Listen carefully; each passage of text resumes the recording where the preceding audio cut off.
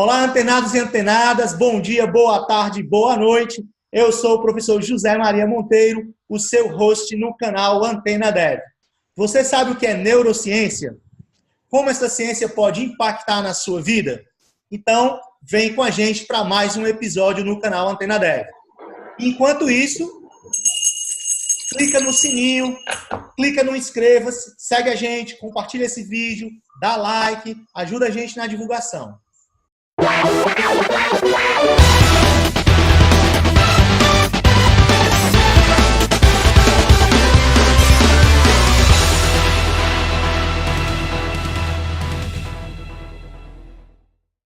E para falar de neurociência, estamos aqui com a nossa tropa de elite, com 3 professores renomados na área de neurociência. Estamos aqui com a professora Márcia Machado, professora da Faculdade de Medicina da Universidade Federal do Ceará, é pró-reitora de extensão daqui da Universidade Federal do Ceará. Ela é graduada em enfermagem pela UFC, com mestrado em saúde pública pelo Departamento de Saúde Comunitária da UFC, doutorado em enfermagem e saúde comunitária também pela UFC, pós-doutorado na Harvard School of Public Health e coordenou o banco de leite da maternidade Escola Assis Chateaubriand aqui no Ceará. Boa noite, professora Márcia. Boa noite, é um prazer muito grande estar dialogando sobre esse tema tão importante e tão atual para as nossas vidas. Estamos aqui também com o professor Alexandre Lobo. O professor Alexandre Lobo é professor associado da University of St. Joseph, em Macau, então está bem pertinho aqui. Doutor em Engenharia de Teleinformática pelo Departamento de Teleinformática aqui da UFC, mestre também em Engenharia de Teleinformática também pela UFC e graduado em Engenharia Elétrica também pela UFC. O professor Alexandre Lobo é CIO do Grupo Educacional Edu Grupo Brasil, que possui as empresas Instituto Experiments e IAD, Instituto de Alto Desempenho. Diretor de Educação da APECOF, Associação de Peritos em Computação Forense do Brasil. E hoje passou muito tempo em Angola e agora está em Macau. Você gosta de viajar, né, Alexandre? Boa noite. Boa noite. Muito obrigado pelo convite. É um prazer enorme estar aqui. Estamos aqui também com o professor João Paulo Madeiro, da Unilab. O professor João Paulo tem graduação em Engenharia Elétrica aqui pela UFC, mestrado e doutorado também em Teleinformática, pelo Departamento de Teleinformática aqui da UFC. Boa noite, professor João Paulo. Boa noite, professor Zé Maria, professora Márcia, professor Alexandre. Prazer estar aqui participando dessa entrevista para a gente discutir um pouco de neuroscience. Bom, e vamos começar tentando entender o que é neurociência. E aí eu vou passar a bola para a professora Márcia, começar com ela o que é neurociência. Bom, quando se fala esse nome, normalmente se pensa que é algo complexo. Realmente é, porque existe uma complexidade e quando você trabalha o conceito de neurociência, ele consiste no estudo do sistema nervoso, como esse sistema nervoso ele funciona. Além de todas as estruturas, né, que tem no cérebro e como é que esse processo, essas conexões que são os neurônios, é como se o nosso cérebro, nós temos aqui pessoas que certamente vão falar para a gente, são conexões neuronais que é como se fossem fios, né, que estão totalmente interligados e que isso faz com que o processo de desenvolvimento da mente, ela vá, de repente, mostrar como é que isso ocorre durante o percurso de vida da pessoa, desde a sua concepção, e, além disso, de uma análise minuciosa de como esse cérebro, ele manda e desmanda em nossa vida. Então, funciona essas conexões, esses fios, como se fossem fios elétricos, né, que estão conectados. A cada segundo, nós temos em torno de 700 conexões neuronais, e isso faz com que esse cérebro, que hoje está sendo muito bem estudado, principalmente quando se refere à primeira infância, tudo que a gente, de repente, pretende colocar nesse cérebro como uma forma de estimular que esses circuitos trabalhem para captar boas conexões ou más conexões. Então, o sistema nervoso ele vai fazendo esse emaranhado é como uma esponja, né? Absorver tudo aquilo que vai sendo transmitido e que vai sendo, de repente, colocado dentro da mente do cérebro de um ser humano. Então, de uma maneira assim que fique bem clara, é um estudo realmente do sistema nervoso e as suas funcionalidades. Então, isso é o que a gente chamaria de neurociência. Professor Alexandre Lobo, então, neurociência é o quê? É biologia, é engenharia ou é uma área interdisciplinar? Fazer a primeira treta aqui na entrevista. Primeira polêmica, né? Existe até uma conceituação, uma forma de referenciar que são as neurociências, né? No plural, né? Porque hoje qualquer área, diversas áreas, né? Muitas áreas de estudo trabalham com conceitos ligados à neurociência para apoiar suas decisões, né? E todo esse estudo que a professora Márcia referenciou, né? Do desenvolvimento do cérebro, né? De como essas conexões neuronais se refletem de alguma forma nos sinais biológicos, né? Tudo isso tem sido estudado com os mais diversos interesses, né? Para as mais diversas aplicações. Só para você ter uma ideia, a gente trabalha com sinais voltados para a área médica, mas também a gente tem uma pesquisa aqui na área de neuroeconomics, né? Que é a aplicação das neurociências para a área de gestão, né? Neuromarketing, tem vários termos, né? Tem tudo com neuro hoje em dia, né? Certo? E o neuromarketing, ele tenta usar os conceitos dos sinais cerebrais, da neurociência, para aplicar, né? Para, teoricamente, vender melhor, né? Vender de forma mais eficiente. Ou vender mais, né? Vender mais, né? Atingir melhor o seu objetivo, vamos dizer de uma forma mais bonita, assim, né? Emocionar mais o seu cliente, né? Então, por isso que a gente tem esse conceito assim de neurociência, mas tem muita coisa, tem a parte de reabilitação também, que é fantástica, né? Tem a parte de análise do desenvolvimento, tem a aplicação para a educação, né? Então, as neurociências, logicamente, partiram aí da análise do cérebro, né? Das ciências da saúde, né?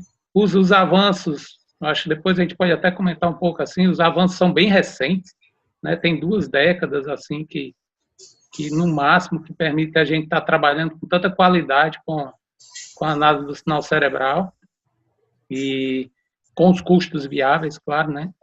E isso permitiu toda essa difusão, assim, em larga escala das neurociências para as mais diversas áreas. Professor João Paulo, o cérebro controla tudo, do batimento cardíaco às emoções? É isso mesmo? Rapaz, eu acredito que sim. Eu sou um cara, né, da área de processamento da informação, processamento de sinais, e eu sempre tive muito interesse pelo estudo dos sinais vitais, né? Assim, eu sei que tem um apelo, né, assim, você estudar o processamento da informação voltado para auxiliar um diagnóstico, auxiliar um tratamento. Existe uma motivação, um apelo que é voltado para a vida, né, para o cuidado com a vida, com a saúde. Então, assim, eu sempre me entusiasmou muito, eu sempre tive muito tesão por essa área de processamento da informação relacionada ao estado de saúde. Eu encaro a neurociência, né, como um estudo comportamental do sistema nervoso, né? Eu sou focado na área dos sinais cardíacos, né, e já há alguns anos venho estudando o processamento desses sinais, e a gente sabe que o sistema nervoso, ele modula, né, a informação, o próprio funcionamento do coração, né? Tanto que já se sabe que nos pacientes transplantados, né, ou seja, aqueles que tiveram que colocar um outro coração para sobreviver, esse controle é bem mais fraco, né? Vamos dizer assim, é bem menor, né? Assim, não está suficientemente, vamos dizer assim, enervado o coração como está num paciente que tem o seu próprio coração. Então, eu acho que essa área é uma área bastante que deve ser muito explorado ainda, pode ser muito explorado ainda do ponto de vista acadêmico em várias frentes. Na parte de comportamental, na parte cognitiva, né, na parte de até tratamento de ansiedade, de problemas psicológicos e tudo. Então, assim, tem muito que investigar e trabalhar nessa área. Professor Alexandre Lobo, é possível desvendar, mapear o cérebro humano? Como a professora Márcia falou no início aí, o cérebro, ele tem uma... Na verdade, a gente pode pensar assim, no sistema nervoso, né? É uma super rede de comunicação, né, que a gente nem consegue efetivamente compreender, né, com todos esses estudos que a gente tem, essa velocidade do sistema nervoso e as interconexões, elas são ainda não completamente compreendidas pelos estudos, mas já existe assim um certo avanço, né, nos últimos anos de mapeamento de como, pelo menos inicialmente, das regiões do cérebro, né, o que reflete em cada região, e a partir daí você estudar o que você tem interesse relacionado com aquela região, né. Por exemplo, a gente está trabalhando agora com um sistema que ele monitora somente aqui o córtex pré-frontal, né, e o nosso objetivo nesse caso aí é trabalhar com atenção, né, com sinais específicos que são mais refletidos nessa zona, né, através de ondas elétricas, e a gente não precisar colocar uma quantidade muito grande de eletrodos, né, no indivíduo, até quando a gente vai trabalhar com crianças ou em situação, por exemplo, de desenvolvimento cognitivo, né.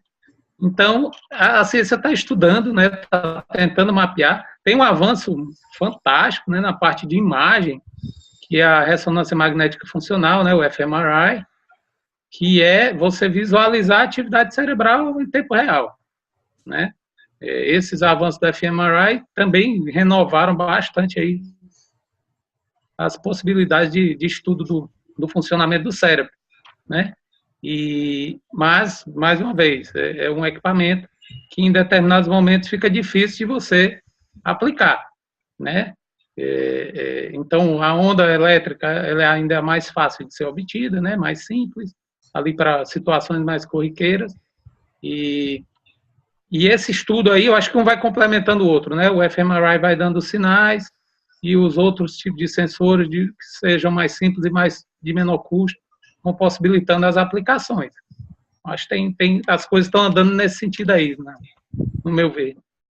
A neurociência, ela aborda, ela abrange diferentes áreas, né? Neurociência afetiva, neurociência comportamental e cognitiva, computacional, cultural, celular, molecular, neuroanatomia, neurofisiologia, neuromarketing. Professora Márcia, que áreas da neurociência você está trabalhando atualmente? Bom, nós estamos trabalhando muito na questão da neurociência cognitiva, né, que é esse campo onde foca principalmente a capacidade cognitiva de conhecimento de qualquer indivíduo, né, como a questão do raciocínio, memória, do aprendizado, e na questão também da neurociência comportamental, que ela segue uma linha que procura estabelecer uma ligação entre o contato do organismo e os fatores internos, né? Sejam as emoções, os pensamentos, ao comportamento assim que é visível, como a forma de falar, de se postar e até mesmo os gestos usados por pessoas. Então, a gente tem focado muito hoje na questão de como as relações que são estabelecidas no contexto principalmente familiar, elas podem contribuir, principalmente em situações de famílias de alta vulnerabilidade, como é que alguns comportamentos que eu posso tentar estimular, né, seja na questão cognitiva ou de comportamento, isso pode melhorar as relações parentais e as relações de afeto entre os pais e as crianças. Eu tenho discutido muito hoje, principalmente em alguns projetos de pesquisa, que nós temos desenvolvido em áreas aqui de alta vulnerabilidade social, com grandes problemas de violência intrafamiliar, quando você depara com essas famílias, são famílias que você vê que um comportamento extremamente debilitado, né? Não existe, principalmente, essa formação de vínculos entre os pais e as crianças. Seja na forma, por exemplo, uma coisa bem simples do olhar, do tocar, né? De conversar com essa criança, de tentar fazer alguns estímulos sensoriais que essa criança ela pode passar a ter mudanças de comportamento. Nós acabamos de fazer o que nós chamamos um teste de viabilidade com 15 famílias que são acompanhadas no IPRED, no Instituto da Primeira Infância, que são famílias que vivem abaixo da linha da pobreza. E algo muito interessante que foi percebido, nós estamos tentando utilizar uma forma de intervenção usando o que a gente chama vídeo feedback positivo. Você filma uma interação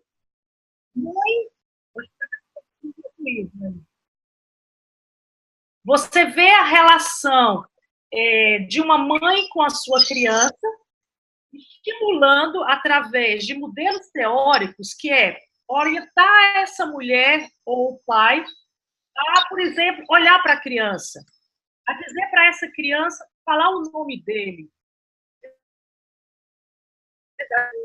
Normalmente as crianças não são, principalmente em comunidades muito carentes, elas não usam, os pais não usam muito o nome da criança, usam muitas vezes questões pejorativas. E no momento que você faz com que essas relações continuem os vínculos, e a questão da memorização, essa criança ela vai acumulando reflexos positivos e possivelmente melhora. O que nós fizemos um teste aqui de 8 visitas domiciliares que são feitas, e você tem a cada visita tem um objetivo e um objeto a se trabalhar. Nós percebemos que no início, por exemplo, na primeira visita, quando você filma e mostra para a mãe a interação entre o comportamento dela com o seu filho, normalmente a criança não olha para a mãe. A mãe, ela normalmente não toca nessa criança, ela não tem uma linguagem mais aprofundada com ela. No momento em que você filma, mostra essa filmagem para a mãe e tenta mostrar para ela, identificar quais os momentos positivos dessa interação. Na primeira visita, normalmente a mãe não percebe nada. E, por exemplo, no momento em que a mãe está de cabeça baixa, que olha para o seu filho olho a olho, há uma conexão. E que você tem que estimular que essa mulher precisa olhar para o seu filho. E a cada visita você vai acrescentando, a partir de um modelo que nós estamos adotando, que é o ICDP, o MISP, que é More Intelligent and Scientific Type. E o ICDP é um desenvolvimento comportamental dessa criança. Você percebe que a partir da 4ª visita, a mãe começa a mudar essa interação, começa a falar mais com a criança, aumenta mais o número de palavras. Então, isso é um modelo que nós estamos testando, é algo bem moderno, nós estamos fazendo com o grupo do Centro de Desenvolvimento para a Criança da Universidade de Harvard, e agora nós vamos ampliar, passamos na primeira etapa desse projeto, nós agora vamos fazer em larga escala, para tentar ver se um modelo simples, que é você usar uma filmagem em iPhone, qualquer smartphone, e mostrando para a mãe, e isso favorece que essa questão da neurociência comportamental, ela aprimore através dessas relações mais interativas, mais duradouras. E professor Alexandre... Doutora, só complementar aqui a doutora Márcia, o José, quando ela fala da hora que o olhar da mãe encontra o olhar da criança, né? A gente brinca, é uma explosão de sinapses, né? Assim, é uma coisa que a gente, eu falando de uma forma fria, né, de neurociências, assim, é uma explosão de sinapses, né? Querendo se construir novos caminhos e novas coisas. Por isso que o olhar é tão importante. Verdade. O afeto, ele influencia diretamente o comportamento do sistema do sistema nervoso, não é isso? Sem dúvida, acho que os sentimentos todos, né, assim, né, um vai refletindo todas as coisas, o estresse também, né, rebate de outra forma. Eu sou fã número 1 lá do IPRED, né, então a professora Márcia falando aí, eu sempre tenho acompanhado os projetos, inclusive nós estamos começando um trabalho lá, vou aproveitar e convidar a professora Márcia para participar também, com o Dr. Sullivan lá na parte de monitoramento. A gente tem um equipamento de monitoramento que a gente trabalha, e a ideia é trabalhar com aquelas mães voluntárias e as crianças lá inicialmente, né? E depois expandir para um número maior de pessoas atendidas.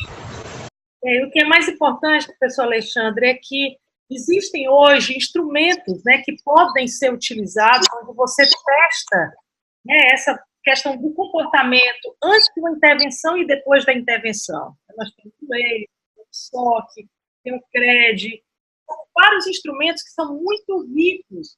Alguns deles, a grande maioria deles já foi validado aqui no Brasil. E é importante que sempre quando você faça qualquer tipo de intervenção, você teste o antes e o depois. Né? Em que momento isso?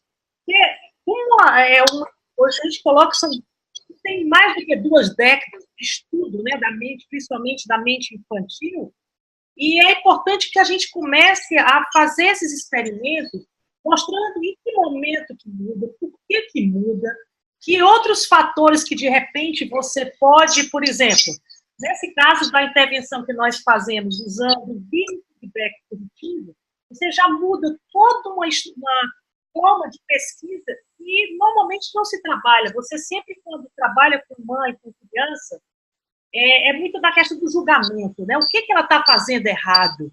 Né? O que, de repente, não está dando certo?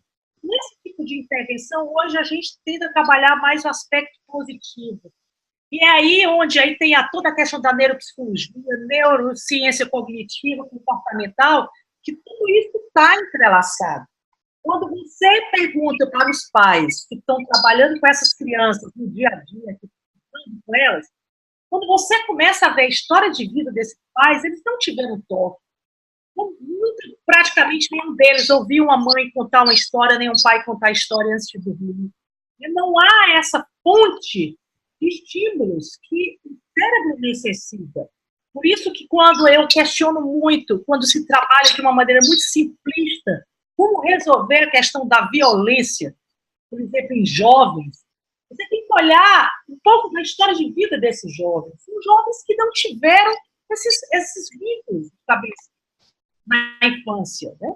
Então, qualquer política pública que hoje se pense no futuro, a curto, médio e longo prazo, principalmente no longo prazo, você tem que trabalhar na primeira infância, principalmente na primeiríssima infância. Senão nada vai funcionar. Não adianta você estimular, por exemplo, uma questão imediatista que todo mundo tem que estar armado para se defender. Não. A questão dessa defesa parte das questões do comportamento humano que a gente precisa trabalhar. Professor Alexandre, você falou que trabalha com neuroeconomics, com neuromarketing, mas que outras áreas aí da neurociência você tem pesquisado, tem trabalhado? Pois o meu background aí também é muito na área de monitoramento de sinais biológicos, né? A gente trabalhei muitos anos com a parte de sinais fetais, a gente ainda trabalhei inclusive com a maternidade escola aí, né, da UFC, e a partir daí eu comecei a trabalhar com o ECG, com sinais cardíacos, e eu vi uma ligação muito interessante aí da modulação do sistema nervoso autônomo, né, nos batimentos cardíacos, refletindo diretamente essa função cerebral, né? O reflexo imediato dos sentimentos nos batimentos cardíacos, né? Isso aí foi me aproximando cada vez mais do interesse pelo sinal raiz, né? O sinal cerebral mesmo. Né? Então a gente começou com algumas pesquisas na área de EEG o sinal do EEG completo mesmo, médico, né? E estamos com alguns estudos aí, trabalhando nessa área. E quando a gente teve lá em Leicester, né, na Inglaterra, nós tínhamos um laboratório na área de cardiovascular, mas em cima do nosso era um laboratório da área de neural, né? E o grande problema é que o laboratório de neural era cheio de argentino, né? Então a gente não podia ir lá. Não, brincadeira, né? Mas Ih, rapaz, nós tivemos um jogo lá, e perdemos, rapaz. E foi realmente assim, os brasileiros. Eles pregaram na porta do nosso laboratório o Maradona fazendo o gol com a mão, e nós pregamos na porta do laboratório dele a foto com as 5 taças do Brasil, assim, né? Foi uma provocação, mas no final nós perdemos, fomos humilhados.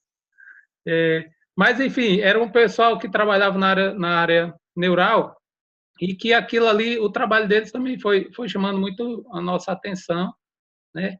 E eu passei mais recentemente, tentar procurar aplicações, né, neurais, com essa nossa possibilidade de monitoramento dos sinais, para diversas outras aplicações, né? Como, por exemplo, a educação.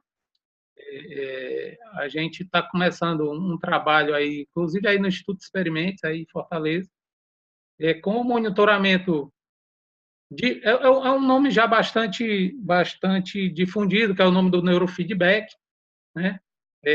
O monitoramento em tempo real, o biofeedback é o termo mais genérico, né? O monitoramento em tempo real de determinados sinais biológicos para apoiar na realização de algumas tarefas, como, por exemplo, a manutenção da atenção, né? O exercício de memória. Então, a gente aprender isso, né? Como é que eu mantenho a atenção dos meus alunos em sala de aula? Tem um equipamento aí, tem um bizu, uma estratégia? Então, o uso das neurociências para a educação está sendo cada vez mais estudado, né? Assim, o que a gente pode fazer de efetividade na sala de aula? Por isso que essa questão da sala de aula invertida tem sido muito discutida, né? Que, na verdade, são aplicações de novas formas de ensino para deixar o cérebro mais atento, né? Principalmente esses millennials, né? Esses novos estudantes aí que têm um interesse cada vez mais segmentado, né? Em pouco espaço de tempo, ficar mudando a atenção. Então, o que algumas pesquisas têm mostrado, né, é que o exercício cerebral, né, você exercitar o seu cérebro das mais diversas formas, né, atividades controladas, ou mesmo realizando atividades que você não faz rotineiramente, né, tem as brincadeiras, né, vai andar para trás, né, andar de ré, ou escovar o dente com a mão esquerda, ou algumas coisinhas que são colocadas assim para despertar novas sensações. A gente está tentando colocar essa integração dentro de softwares, né? O software em tempo real fica monitorando os sinais biológicos, e aquele software ele responde de acordo com o teu nível. Por exemplo, a gente tem alguns apps. Então, esse sistema cerebral que monitora só aqui o córtex pré-frontal, a gente tem diversos apps, diversos jogos, que o jogo só funciona se o usuário tiver num determinado nível de atenção, né? Ele força a pessoa a ficar exercitando o estado de atenção e, em contrapartida, também o estado de relaxamento. São 2 níveis, que não necessariamente são autoexcludentes. Não quer dizer que eu estou relaxado, eu não estou atento. Não é isso. São 2 níveis que são monitorados diretamente. Então, o sinal padrão é o EEG, né, o sinal elétrico do cérebro. A gente usa algumas análises matemáticas para gerar outros tipos de métricas, né?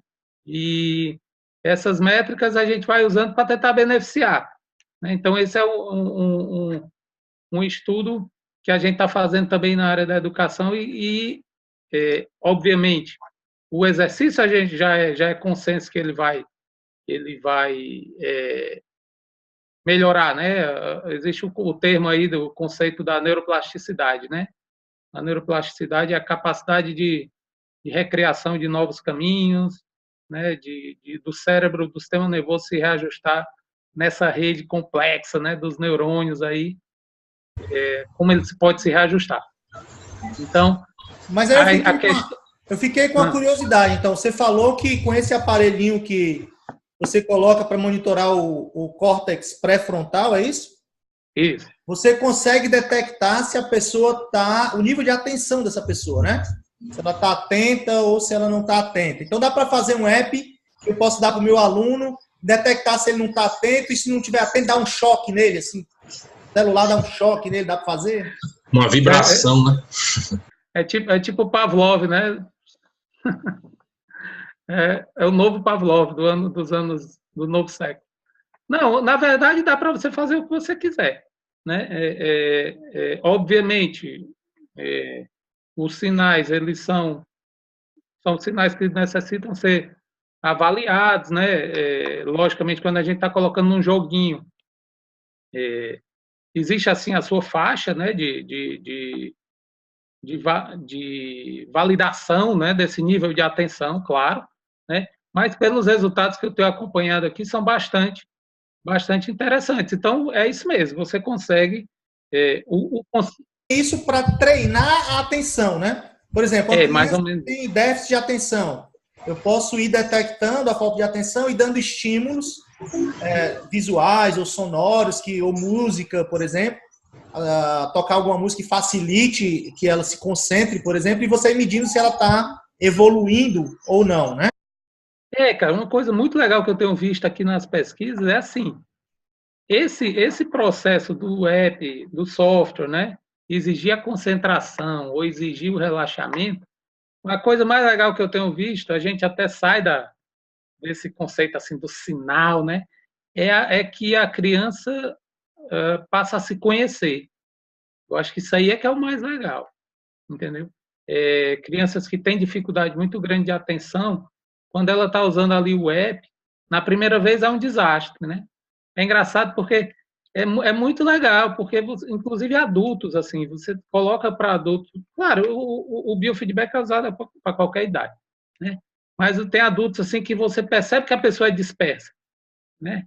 Então a pessoa está usando ali e de repente diz assim, isso aqui não está funcionando. Não está funcionando, porque e aí, não, calma, vá, concentre, foca, tal, e aí de repente começa a perceber, tem um muito legalzinho que é o da formiga, né? A formiga só anda se você estiver concentrado. Então, a pessoa vai se conhecendo, né? O grande objetivo não é ele não vai saber, criei novas conexões cerebrais. Não, ele vai descobrindo como é que ele pode ir buscando caminhos para ativar o estado de atenção ou o estado de relaxamento. E a gente vê isso até em crianças pequenas. Né? Elas veem, poxa, não, agora eu já vi uma criança me dizer assim, eu penso numa música que eu gosto e eu fico concentrado. Quer dizer, não está nem aí para onda cerebral, ou o que é. Ela vai se conhecendo e aí isso ajuda a ela buscar alternativas, né? Exato, né? E aí a grande questão, assim, o exercício cerebral ele já é fato, né? Ele já vai criar conexões. A grande questão é quais os exercícios que são efetivos. Né? Esse é que é o grande... Eu estava pensando aqui se não dava para fazer algo semelhante para os meus alunos, um aparelho desse que eu medisse a concentração, por exemplo, só vou dar presença se o cara tiver 70% da aula concentrado. Faz um histograma. Rapaz, dá para dar, né? O problema Mas ainda nessa área... Você faz isso, né? Também não pode ser num aspecto como se fosse tudo muito mecânico, né? Tudo você... O cérebro, você é capaz de moldar da forma que você quiser. Agora, é importante, inclusive, isso que o Alexandre colocou aí, das metodologias, né, alternativas que você utiliza para poder motivar o aluno. Quer dizer, já se sabe hoje que, por exemplo, aulas muito demoradas, o nível de concentração é muito baixo. Então, é esse mecanismo, inclusive, que precisa ser trabalhado quando você formata um currículo, seja numa escola primário, fundamental, mesmo na universidade, que você tem que estar sempre inovando para poder estimular esse aluno. Hoje, com acesso muito rápido aos smartphones, os jovens, quer dizer, quando se depara com um professor como eu, que já estou na porta de uma aposentadoria, que não acompanham essa dinâmica hoje, como funcionam as redes sociais, como funciona a internet, então você tem que realmente tentar sair da sua zona de conforto e buscar algumas alternativas para interagir com esse aluno. É verdade. Eu estava lendo uma reportagem recentemente, primeiro que ela dizia que as pessoas diferentes têm modelos de aprendizado diferentes, né? Umas são mais visuais, outras são mais dinâmicas e aprendem mais com quem é mais dinâmico, outras precisam de vídeo ou imagem, outras conseguem aprender mais lendo e concentrando. E também uma pesquisa recente que dizia que a emoção ela facilita a memória de longo prazo. Então, a emoção facilita o aprendizado. Então, eu estava meditando e tentando ver como é que eu posso, que tipo de emoção eu poderia usar numa sala de aula para fazer o meu aluno guardar essa informação a longo prazo, ou seja, aprender, na memória de longo prazo, e assim aprender, né? Aí, talvez isso tenha justificado esses professores shows que tem hoje, né? Uns metidos ao youtuber, outros que vão lá e contam piada, traz o violão, cantam uma música, faz uma paródia, né? E que muitos acham que, pô, isso é frescura, né? Vai no normal que resolve. Quem comenta isso aí? Quer começar a comentar? Eu queria só fazer um comentário aqui interessante, assim, sobre aquela questão que tu falaste da possibilidade de monitorar os 70% da concentração, né? Eu tenho aqui alunos de diversas nacionalidades, né? Tem muitos chineses, obviamente, tem brasileiros, portugueses, enfim. Já tive aqui 20 e tantas nacionalidades de aluno. E a gente visualiza assim, a gente só tem que tomar um pouco cuidado nessa estereotipação. Assim. Os alunos chineses, por exemplo, eles são muito concentrados. Assim, muito concentrados, mas são robozinhos. Assim, você manda ele fazer aquilo, ele não vai além do processo. Né? E não interagem em sala de aula, muitos. Né? Por mais que você busque diversos tipos de... Se você passar um trabalho em sala de aula, assim, ele vai fazer porque você mandou fazer. Né? Isso vem desde a primeira infância lá, né, professora Márcia? E eles têm todo esse processo aí de... Eu visualizo muito dessa forma. Eu queria até começar uma pesquisa nessa área. Esse processo da leitura chinesa, né, que ela é toda simbólica, é completamente diferente da nossa leitura por letra, né, por alfabeto. É tudo simbólico, né? São símbolos que são juntos e formam uma palavra. Essa memorização de 4.000 símbolos que eles passam ainda na infância, assim, né? Isso reflete diretamente, eu acho, alguma coisa aqui nesse estado deles hoje, né, na vida universitária. Mas eu tenho alunos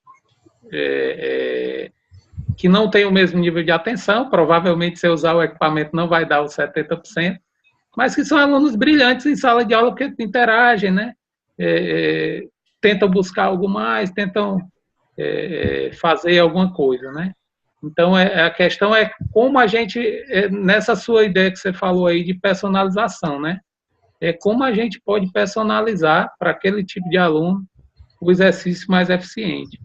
Né? Só um parêntese aqui, eu me lembrei agora o seguinte, tudo tem o seu preço, né?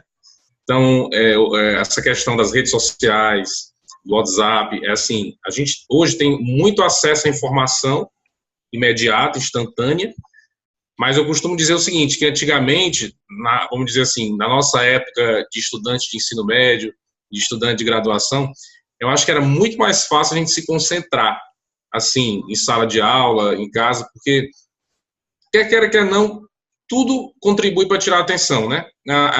Aquela coisa assim, de você ter a comunicação ali na sua mão, né? Ter a informação ali na sua mão, assim, é uma porta para você, estou fazendo uma coisa aqui, deixa eu ver quem me mandou a mensagem, eu tô precisando falar agora, obter uma informação de alguém, tudo. Então, assim, isso é um desafio para nós, professores, assim, em sala de aula. Mas, João, professor João Paulo, eu vou te confessar uma coisa, né? Quando eu era do ensino médio, não tinha WhatsApp, não tinha celular, essa parada toda, e eu não conseguia assistir aula, né? Eu não conseguia assistir aula. Ficava paquerando com a menina do lado, mexendo com o colega, escondendo a mochila. Olhando a piscina lá, né, na escoteca. Tirava o sapato, escondendo o sapato. Não prestava atenção na aula, não conseguia, era impossível para mim. Né? E depois terminava a aula, eu ia ter prova, e aí eu ia na biblioteca, pegava 5, 6 livros do mesmo assunto e ia estudar. Né? E estudava em casa, ouvindo rock and roll, muitas vezes. Né? Rock mesinho, né? E era a minha forma de aprender, porque eu não conseguia. Né? Já um colega meu, chamado Rogério, que era da minha turma, era impressionante, eu ficava maluco com esse cara, porque durante a aula ele não falava com ninguém, ele entrava num êxtase ali, no nirvana, no estado de nirvana dele lá, assistindo aula. Você podia mexer com ele, ele não reagia, e ele não estudava para as provas, ele simplesmente, o estudo dele era o que ele aprendia na aula. Fazia as tarefas que o professor mandava, mas ele não ia pegar livro para estudar. E quando chegava as provas, ele 10, 9, né? E não estudava, era só a aula. Né? E aí eu não conseguia fazer isso, então eu me matava de pegar livro e estudar em casa para tirar meu 8zinho, meu 8,5, né? Para conseguir ir me safando. Mas não conseguia assistir aula. Né? Uma coisa que eu acho que a gente está tocando muito nesse enfoque de como concentrar alunos, deixar alunos concentrados em salas de aula, mas um aspecto que a gente não pode também esquecer, foi colocado no início, é a questão da cultura. Né? Onde esse sujeito ele se situa. Porque muitas vezes, quando, por exemplo, alguém vai para fora, vê o próprio modelo do professor Alexandre, né, colocando como é um modelo de ensino na China, e você depois quer transpor isso para uma escola aqui do Ceará. É impossível, né? Nós temos que ver até esse poder de concentração, muitas vezes, desses alunos, parte de como esse aluno ele vivencia o dia dele. Se um jovem que vem normalmente de um interior, que tem aquele momento de sesta, onde ele dorme todos os dias na hora do almoço e, de repente, ele é estimulado a chegar na sala de aula, porque na hora ele tem que aproveitar o tempo que ele está aqui na sala de aula. Isso me preocupa muito quando se pensa em ter escolas de tempo integral. Como você vai dividir esse tempo que o aluno está todos os dias naquele local? Porque que você pensa muitas vezes, o professor, é ocupar a cabeça deixando pensante, e não é aí. Não é esse o modelo mais ideal, porque esse aluno às vezes precisa realmente de uma rede, precisa de uma cama para poder descansar. Então são modelos que a gente tem que estar sempre olhando esse contexto, né, social e cultural, para poder você adaptar metodologias ativas e estimuladoras para os alunos nas escolas, sejam elas públicas e privadas. Eu vou confessar outro crime. Quando eu fazia graduação em computação aqui na UFC, eu tinha aula de álgebra linear 2 horas da tarde, com um professor bem velhinho. Depois, né? Do RU, né? Que era aquele transforme essa forma decadente em Munha. Né? Espíritos do mal, transformem essa forma decadente em Munha. E ele ficava falando bem baixinho, escrevendo no quadro, assim, 2 horas da tarde, depois de ter almoçado no RU. Feijoadazinha, né? Eu dormia a aula inteira e o pior, ele achava que eu era um aluno relapso. Né? Um mau aluno, e eu pegava o livro, ia estudar, né? Porque não tinha, eu fazia um esforço fenomenal para tentar prestar atenção na aula e era impossível. Né? E quando eu trabalhava também, esse horário também de 2 horas, quando eu trabalhava, tinha que bater o ponto em 2 horas estar trabalhando, também para mim era impossível. Muitas vezes eu baixava a cabeça e ficava dormindo ali uma meia hora, meus colegas de trabalho vendo, porque era impossível, não conseguia. Umas 3 horas da tarde eu tomava um café, beleza, aí eu começo o meu dia, né? Começa a minha tarde. Mas eu não conseguia, 2 horas da tarde era impossível para mim. Se tivesse a redinha ou o colchonete, eu ia produzir muito mais depois. Você coloca uma coisa que eu trabalho muito há 33 anos com relação à questão da nutrição infantil, né? E todo esse aspecto da neurociência, de como é que você estimula visualmente uma criança a comer. E esse é um grande problema, porque a orientação é aquele protocolo que ele é homogêneo para todo mundo. E, de repente, a família come, é o cuscuz de manhã, é o pãozinho, é o café com leite. Aí, de repente, você vai e recebe a orientação da criança na alimentação complementar. E essa criança não, vai começar a comer uva, vai começar a comer um morango, coisas que não são do habitual visual, né? Como essa memória, ela vai acumulando todos esses processos de ensinamento, inclusive da cultura alimentar. Então, você vê que como a neurociência também ela abrange outros campos, que na nutrição a gente sempre olha, senta, quando uma criança começa a dar muito trabalho para se alimentar depois do processo de aleitamento materno exclusivo, a gente diz, coloca o bebê para comer com você. Na hora da sua comida, vá lá. Então é o arroz, é o feijão, não são comidas sofisticadas, é o que a criança e o paladar dela vai se adaptando àquele modelo familiar. Tem um caso interessante de um filho de um colega meu que a mãe levou para milhões de nutricionistas e médicos, porque o menino não queria comer, né? Só come café com pão. E depois de muito tempo, a nutricionista diz, olha, você tem que sentar, o que é que vocês comem? O que é que o pai come? Tem algum problema na família? O que é que o pai come? Não, o pai só come café com leite. Café com pão. Café, leite, pão. Pois é, tá aí, né? Tá explicado. Explicado, né? Cultura, né? Professor João Paulo Madeiro, você que trabalha com sinais, né? Com imagens de eletroencefalograma, né? Com imagens do cérebro, que doenças é possível diagnosticar? Bom, crises de convulsão, crises de epilepsia, né?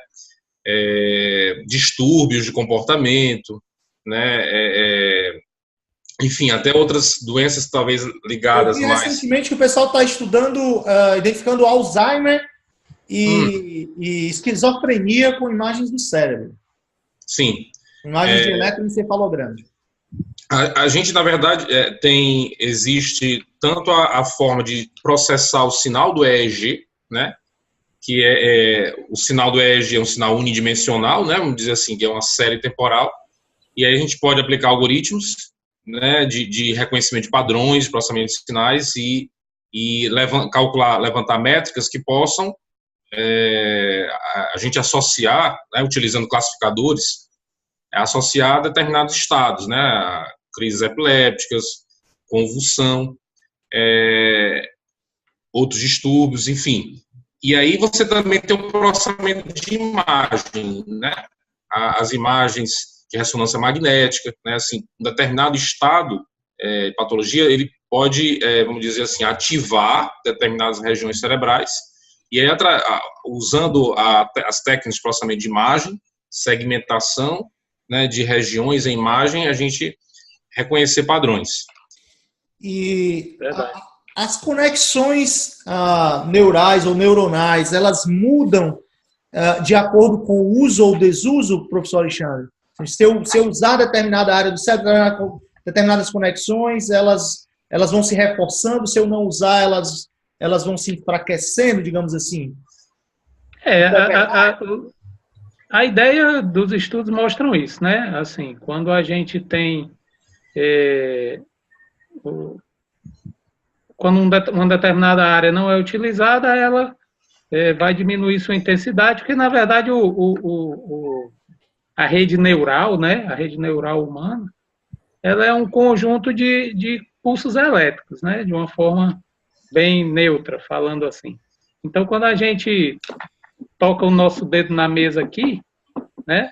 Bater teu dedo na mesa aí, na verdade, o teu dedo não está sentindo, né? O sinal foi até o teu cérebro e o cérebro interpretou que aquele sentimento aqui da ponta do dedo é que está batendo na mesa, né? Quando, eventualmente, eu tenho uma quebra nessa rede, né, eu não vou sentir. Eu posso bater meu dedo 1000 vezes aqui e não vou sentir, né? Então, isso é mais ou menos uma ideia do que acontece. Quando a gente exercita determinadas atividades, a gente cria novas redes, né? E quando você deixa de exercitar determinadas coisas, você vai inibindo aqueles sinais elétricos, né? O professor Zé Maria aí é fera em redes neurais artificiais, né? É mais ou menos aquele mesmo conceito do neurônio. Estou estudando. Né? A sigmoide, né? Existem estudos fantásticos aí, né? Você tem aquela ginasta brasileira agora, né? Que está se recuperando de uma lesão fortíssima, né? Não sei se vocês têm acompanhado aí. Acho que é Laís. Que acidentou lá no Canadá, não foi? Uhum. E ela está tendo uma recuperação. Laís Souza, né? Ela está tendo uma recuperação espetacular, assim, justamente por novas técnicas da neurociência de estarem ativando. Claro, existem estudos, né, fantásticos aí de ativação elétrica artificial, né, que estão tentando criar aí bypass, né, artificiais na quebra da comunicação. Mas mesmo assim, os exercícios, né, têm dado resposta. E da mesma forma, quando você não exercita a inibição, né, é o processo de aprendizagem mesmo. A gente até tem uma experiência muito recente com as crianças que nasceram com microcefalia, né, aqui no estado do Ceará. Nós estamos fazendo alguns trabalhos aí, estudando tanto a questão da nutrição como comportamento. E uma coisa muito importante que aí envolve como você trabalhar dentro da gestão pública, mecanismo de estímulos. Daí, várias áreas do conhecimento hoje são fundamentais para poder você estimular, que é no caso dessa atleta, também como nessas crianças. Aqui no Ceará, nós conseguimos convencer, no caso, na época, a primeira-dama do Estado, a colocar em vários municípios aqui do Ceará os centros de estimulação precoce. Porque essas crianças, mesmo com a limitação que elas têm, se você estimula, quer dizer, você acrescenta, é como o Alexandre colocou, as áreas do cérebro, e isso são identificadas, a tecnologia hoje ela é capaz, através de uma ressonância magnética, identificar por imagens, né, que pontos do cérebro elas, é como se estivessem adormecidas, não estivessem sendo estimuladas. Então, no momento em que você utiliza algumas intervenções, é capaz, mesmo no cérebro, que tem limitações pelo próprio problema da patologia, no caso de uma microcefalia, mas você é capaz de estimular essas crianças. E a gente vê, por exemplo, é muito comum lá no NUTEP, crianças com síndrome de Down que elas conseguem interagir bem, mas é todo um processo multidisciplinar que tem que ser feito não somente com o neuropediatra, mas com a equipe de enfermagem, TO, fono, né, para poder você estimular algumas dessas células neuronais que precisam receber como se fosse um aditivozinho, um óleo para que elas comecem a funcionar. Fantástico. Professor João Paulo, você que é da engenharia aí, né? É possível a gente ter, por exemplo, um implante, por exemplo, um braço artificial, uma perna artificial, sendo comandada pelo cérebro? Sim, com certeza. O cérebro emite descargas elétricas, né? E essas descargas, elas têm um comportamento, vamos dizer assim, de prover um determinado movimento motor, né? Então, na área de engenharia biomédica, que é uma área bem interdisciplinar, ela já conseguiu criar equipamentos transdutores que conseguem converter esse sinal elétrico em informação motora, né, mecânica. Existe um estudo, um pesquisador que já trabalhou conosco, o professor Carlos Vasques, lá de Cuba, que ele associa, que é algo bem interessante também, você associar o movimento ocular, né, da movimento mecânico ocular a um movimento há uma informação de movimento, um sinal elétrico, né, e uma informação que possibilite realizar determinada tarefa. Né, o simples fato de você olhar para o lado, para cima, e através de próteses, você dá uma... Controlar o mouse a galera já faz dessa forma, né? Controlar a perna já é um pouquinho mais complicado. Mas eu estava lembrando do projeto do Nicoleles, né?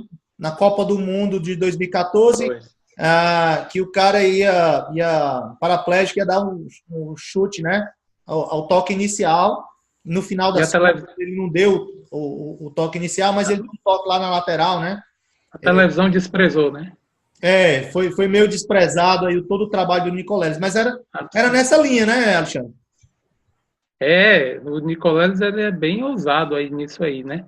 Ele faz realmente uma ligação neural, né? Um bypass neural do cérebro para,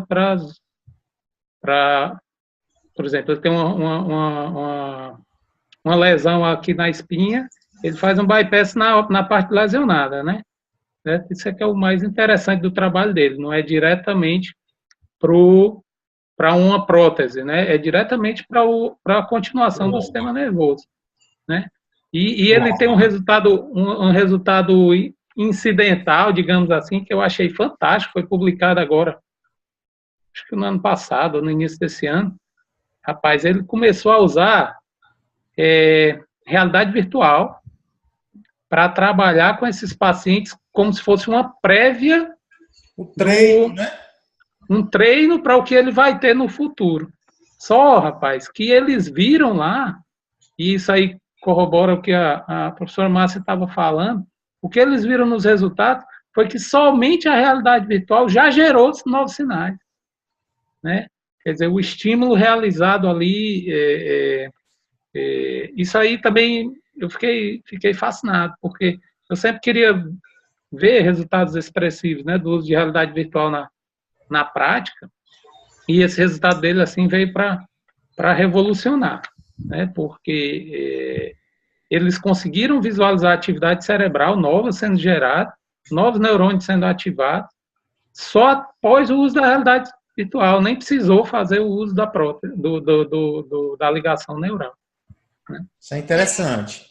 Alexandre, eu acho muito rico, assim, eu sempre procurei trabalhar muito com minorias, né, e um dos pontos que a gente trabalhou a partir de 2003 foram com mulheres cegas, né.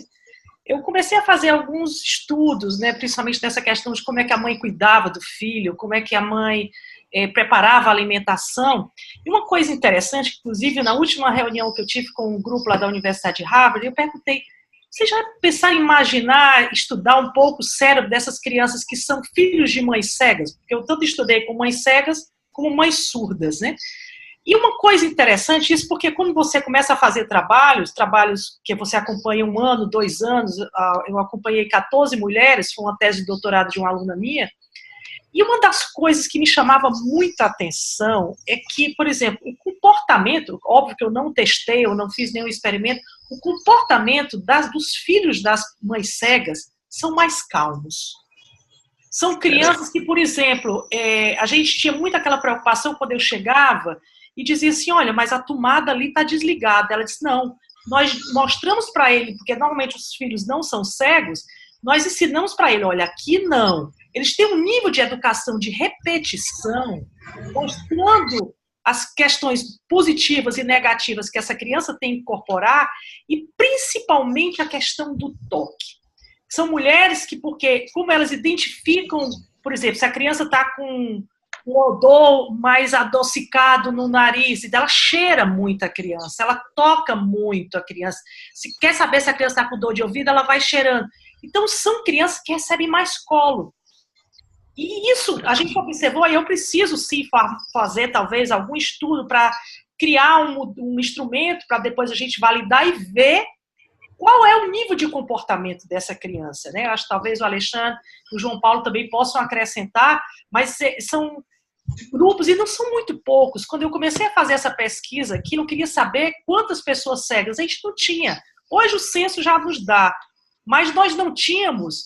Mas quando a gente começou a ir para campo, você vai no Instituto do Cego, e uma escola de pessoas surdas e cegas, tem mais de 400 crianças e jovens lá. Então, é preciso também que a gente comece a fazer alguns estudos, né, para poder perceber um pouco mais como é que funciona o comportamento cerebral dessas crianças e o que é que motiva, né, a elas terem um desenvolvimento diferente de outros. Fantástico. Né? Muito interessante, fantástico. Professor Alexandre, né, mudando um pouquinho o assunto, você comentou que já trabalhou aí com neuroeconomics, com neuromarketing, e aí eu fiquei me perguntando aqui, então será que dá para usar uma imagem do cérebro, de eletroencefalograma, por exemplo, para determinar o QI de uma determinada pessoa num processo seletivo? Ou pelo menos as habilidades, identificar as habilidades que são mais fortes, mais frágeis? Pois, nós estamos iniciando agora uma linha de pesquisa aqui, né, nessa área, que inicialmente o nosso foco seria somente neuromarketing, mas a gente acabou abrangendo para uma área mais geral, que é a neuroeconomics, né, que estuda mais ou menos toda a área. E um dos trabalhos que a gente está desenvolvendo, está iniciando, né, está começando a levantar nossas hipóteses, né, é a questão do leadership, né, da liderança, que tem muito esse aspecto aí do reconhecimento da pessoa nesse sentido aí. Não diria no processo seletivo, para não entrar muito aqui na... Eu quero entrar no polêmico, né? No polêmico, né? Pois não, acho que no futuro vai ser usado mesmo, né? Pode ter certeza. Hoje o pessoal já usa o LinkedIn, né? O Facebook, aí depois vai ser as ondas cerebrais. Para fazer seleção de executivos, por exemplo. Pois, exatamente. Para ti, Alexandre, porque eu tive ano passado em Tel Aviv e eu fui visitar, né, com um grupo de startups para conhecer mais como funcionar. Uma coisa que me chamou a atenção, eu não conheço, mas, por exemplo, nós fomos num banco, que vai ser o banco do futuro, que eles chamam lá, que eles estudam pela pupila, né? Tudo vai ser controlado. Você conhece alguma coisa em relação a isso, com os estudos que estão sendo feitos, João Paulo? No caso, o reconhecimento pela íris, não é isso? Pela íris, exatamente. Pela íris. Reconhecimento biométrico. Existem sistemas já bastante maduros que conseguem identificar... a gente tem um dado biométrico a partir da íris, né, como a nossa impressão digital.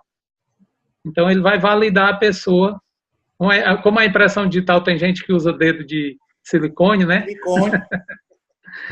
Brasileiro que inventou o dedo de silicone, né? Poxa, rapaz, brasileiro que não inventar, tá para... E aí eles estão tentando gerar o sistema mais confiável possível, né? Mas eu acho que o futuro, a ideia é que seja uma mescla, né? Uma métrica múltipla, né? A impressão digital com a íris. Hoje os sistemas são bastante fortes. Só quem consegue quebrar esses sistemas é o Tom Cruise, né? Nos filmes dele. O restante é muito difícil de quebrar. Tem um artigo que eu li também, que o professor João Paulo me passou, que é identificação biométrica por meio do sinal de eletrocardiograma. Pois, eu já vi. Eu até desafiei o professor João Paulo, faz um sistema desse para a gente botar aqui para abrir a porta do laboratório. Os alunos forem entrar, a gente bota a pulseirinha para pegar o eletrocardiograma e verifica se ele é um dos alunos mesmo, se ele pode entrar. Né? João Paulo pode falar mais aí, é possível? É uma coisa assim que a gente... Mas como é que pode, né? Sim, mas existem estudos que comprovam que o sinal cardíaco ele é uma assinatura, né? Assim, e ele não se modifica, vamos dizer assim, significativamente com o decorrer dos anos.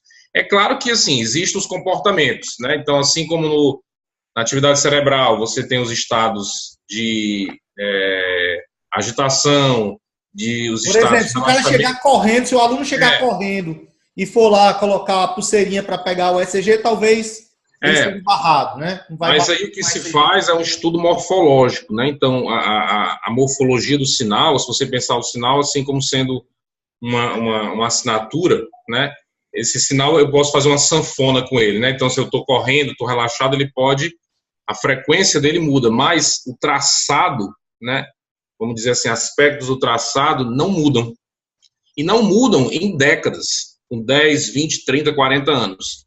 Então foram feitos, eu já vi estudos como esse. É claro que há um infarto, né, alguma doença cardíaca, alguma patologia, uma isquemia, alguma coisa assim, altera. Mas, assim, em estados normais, regulares, não.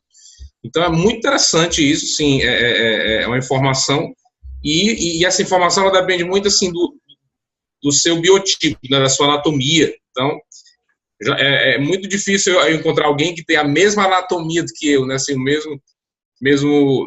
mesma característica física, assim. Então, ela realmente funciona como uma assinatura sua, né, um identificador único seu. Agora eu queria fazer uma provocação para a professora Márcia, que é o seguinte: qual o limite ético nas pesquisas com neurociência, né? Por exemplo, o Alexandre está tentando usar a neurociência para vender mais ou para fazer seleção de executivos, né? Isso é ético? Até que ponto a gente pode usar a neurociência para vender ou para contratar pessoas ou para selecionar pessoas, por exemplo, selecionar aquelas mais inteligentes, sei lá.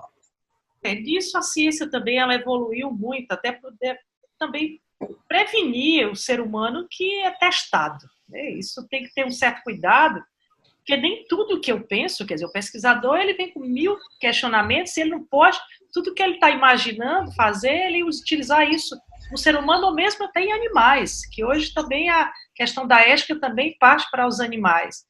Então, é importante que a gente tenha um respeito, né? Primeiro, respeita a vida humana, que você não pode estar fazendo todos os testes, principalmente aqueles que colocam em risco. É importante que, em alguns modelos que a gente testa hoje na ciência, tem vários questionamentos. Por exemplo, por que você está aplicando esse tipo de intervenção num grupo? Para poder você comparar, você tem que fazer com que um outro grupo que tenha mais ou menos o mesmo perfil, ele não receba a intervenção. Então, isso tem uma questão mesmo de respeito, muitas vezes uma necessidade que aquela família pobre também precisaria, mas até você testar e validar esse instrumento e essa intervenção, você precisa fazer. Mas nem tudo que eu posso pensar enquanto pesquisador, principalmente utilizando questões de... nós estamos agora acompanhando um estudo que está sendo feito, que eles estão colocando, são eletrodos, né, na cabeça das crianças e vendo, e fazendo alguns comportamentos, por exemplo, situações estranhas. E tem uma série de críticas em relação a isso. Por exemplo, se eu quero testar a formação de apego numa criança, eu deixo a mãe com a criança ali, entra um mediador, de repente a mãe sai, e você vai querer ver como é que fica a reação da criança. Então, existem algumas críticas que, de repente, isso pode você criar um trauma.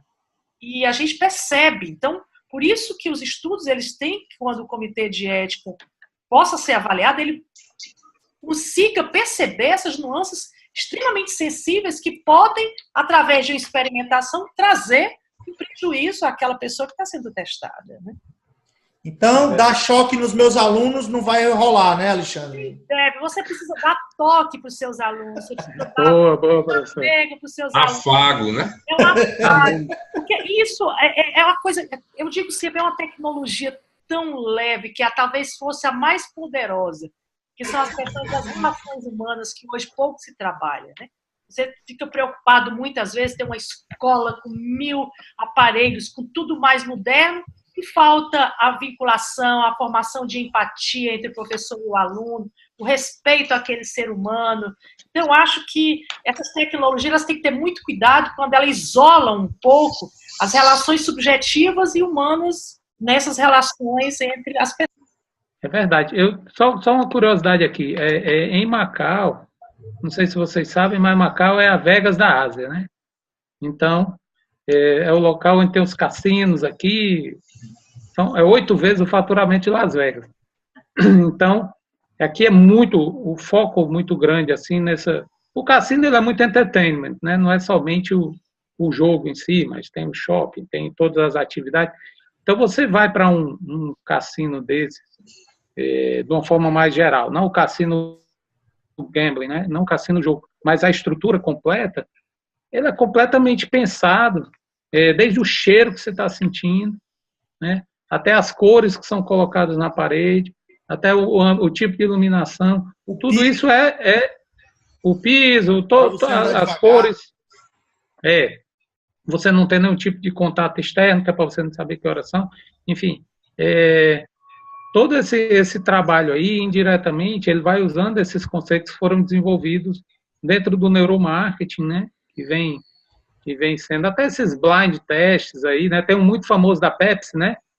A Pepsi roda um blind test aí nos Estados Unidos há muitos anos, que ela senta uma pessoa vendada e ela manda tomar um copo de Pepsi e um copo de Coca, né? E a grande maioria das pessoas escolhe a Pepsi, né? Aí tem vários estudos contrários, dizendo que quando você toma uma coisa mais doce do que a outra, você sempre prefere a mais doce. Enfim, isso é um resultado do que a indústria tenta buscar para vender melhor. Hoje, se você olhar qualquer curso aí na parte de marketing digital, né, que eu acho que é uma área que está muito em discussão hoje, né? Se você olhar o que o pessoal fala em marketing digital, é basicamente técnica de neurociência, né? É como você consegue derrubar as resistências do seu cliente, né? O que você deve colocar de efetividade dentro de um anúncio no Facebook ou no Instagram, o que o teu vídeo deve ter, né? Enfim, todas essas coisas que já são usadas, né? O nosso objetivo aqui na prática é tentar referendar de alguma forma. Aí, para isso, a gente usa vários sistemas, né? Tem um sistema de monitoramento cerebral, cardíaco, tem um sistema de eye tracking, né? Que a gente monitora para onde o olho está olhando, né? A gente tem uma câmera, imagine, você tem um óculos, né? A câmera está filmando para onde eu estou olhando, mas eu preciso ver para onde o meu olho está fixado, né? Então, tem uma câmera também apontada para o olho. Dentro de uma tela, né? Dentro do nosso campo de visão, que é o que a câmera está filmando, eu consigo identificar para onde a pessoa está olhando, né? E a gente gera os famosos heat plots, né? São os plots de calor, né? Digamos, para onde é mais olhado, ele fica mais vermelho, né? Para onde é menos olhado, fica mais verde. Enfim, isso aí tem até coisas muito interessantes, assim. Por exemplo, né? Tem aquele negócio na área de marketing, muito do uso do animal, né? O animal chama muita atenção, né? O cão, um animal chama muita atenção numa campanha publicitária. E tem atores, né? Esses mega atores aí, que eles não aceitam participar de nenhum tipo de comercial que tenha animal ou bebê, né? Porque ele não vai ser olhado, né? O ator não vai ser olhado, quem vai ser olhado é o bebê ou o animal, né? E tem caso... Eu vou providenciar um cachorrinho aqui nos próximos vídeos do Antena Dev. Pois é, vou deixar de olhar para ti, vou olhar só para o cachorro. E mais uma coisa legal, cara, tem uns gráficos muito interessantes aí. Por exemplo, eu vi um anúncio de uma fralda, né? A fralda, ela coloca o bebê olhando para a pessoa, uma foto mesmo, né? E o anúncio da fralda do lado esquerdo. E quando ele faz o heat plot, a análise para onde as pessoas estão olhando, o foco é todo na cara do bebê, né? No rosto do bebê. E aí ele fez um outro anúncio com o bebê olhando, ao invés de estar olhando para a câmera, olhando para o nome da fralda, né? Então, o track é exatamente, as pessoas olham para o bebê e olham para o nome da fralda, né? Quer dizer, então, essa mudança, que a princípio foi sutil, né? Mas foi pensada, né? Não foi dentro de uma sequência de N fotos que eles acharam a melhor, aquela o bebê olhando, né? Foi feito um estudo. Então, é mais ou menos essa ideia aí, no apoio de... Isso é muito usado também em IHC, né? O pessoal faz teste AB no posicionamento de botões numa tela, por exemplo, de menus também. Ou de anúncios, né? Onde colocar anúncios, por exemplo, em páginas web, né? Exatamente. Essa é mais ou menos essa é a ideia, né? Por trás. Estamos chegando aqui ao final desse episódio, né, sobre neurociência. Eu queria agradecer a cada um de vocês. E a minha última pergunta é para você, qual é o futuro da neurociência? Começar com as mulheres, ladies first. Professora Márcia. Olha, nós temos milhares de perguntas ainda a serem respondidas, né? Até mesmo essa questão do uso das tecnologias, por exemplo, por crianças, que é algo que é muito novo e que nós precisamos começar a compreender como é que essas crianças vão se comportar, como é que esse cérebro está, de repente, se mobilizando, né, para poder acumular tantas informações de uma forma tão rápida, como é que isso vai ser percebido no comportamento, na questão comportamental mesmo dessas crianças no futuro. Isso é muito importante, a gente não sabe como é que essas crianças que hoje, que estão com 5, 6 meses, já têm um smartphone, já tem uma tela de computador na sua frente no carrinho. Já passa uma mãozinha assim.